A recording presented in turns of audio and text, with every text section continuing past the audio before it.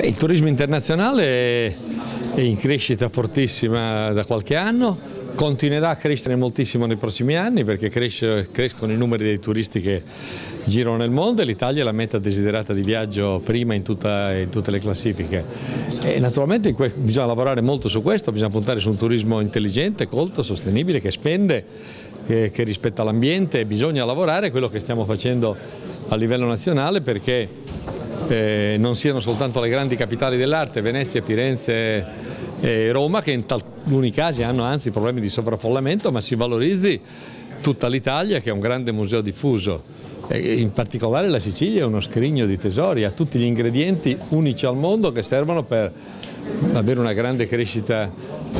di turismo nei prossimi anni, le bellezze naturali, il mare, le città d'arte, la cultura, la musica, la letteratura, davvero è tutto mescolato. La Regione sta lavorando molto su questo e al di là delle competenze delle regioni a statuto speciale noi siamo pronti a lavorare insieme e io sono qua per questo.